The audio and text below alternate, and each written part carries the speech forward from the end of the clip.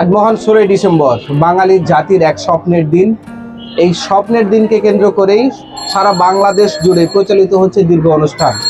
আর সেই অনুষ্ঠানকে সাক্ষী রাখতে আজকে আমাদের কিশোরগঞ্জ বিদ্যানিকেতন একটা সাংস্কৃতিক অনুষ্ঠান এবং আলোচনা সভা সহ একটা র্যালির ব্যবস্থা করেছেন। আমাদের সাথে এই মুহূর্তে আছেন কিশোরগঞ্জ বিদ্যানিকেতনের প্রধান শিক্ষক খাদেমুল ইসলাম। আমরা জানতে চাইবো স্যারের কাছে যে এই 16ই ডিসেম্বর নিয়ে আপনার ভাবনা কি, এবং যেহেতু 16ই ডিসেম্বরের সময় এজ এ সিনিয়র মানুষ আপনি জীবিত ছিলেন, ছোট ছিলেন যদিও, আমরা জানতে চাইবো এই স্বাধীনতা দিবসে তিনি প্রত্যক্ষভাবে কি দেখেছেন এবং এই বাংলাদেশের যে উত্থান পতন তিনি নিজ থেকে দেখেছেন। আমরা তার কাছ থেকে ছোট্ট কিছু অভিজ্ঞতা শেয়ার করার চেষ্টা করবো আপনাদের মাঝে। স্যার, আমি জানতে চাই, আপনি যখন দেশ স্বাধীন হয় তখন তো হয়তো জন্মগ্রহণ করেছিলেন, আপনি কি দেখেছিলেন এবং বাঙালি মানুষ কতটুকু আত্মত্যাগের বিনিময়ে আজকের এই স্বাধীনতা অর্জন করেছে? আসলে ধন্যবাদ। আসসালামু আলাইকুম রহমতুল্লাহ।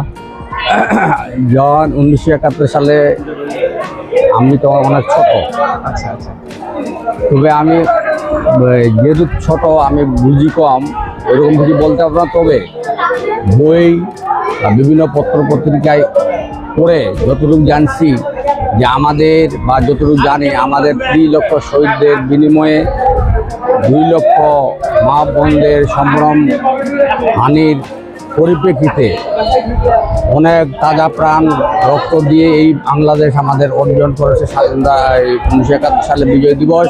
এই জন্য আমরা সেটাকে বুকে ধারণ করে আমরা চলতে চাই এবং সেই বিজয় যেন আমাদের সব মানুষের অন্তরে থাকে, বা যে যতটুকুই আমরা বয়সের পাইছি মানে যুদ্ধ, আমরা এখন বই পত্র পড়ে বা পত্র পত্রিকা পড়ে বিভিন্ন বই ইত্যাদি 200 টাকার জানতে পারি। এটাই আমার আশা থাকবে।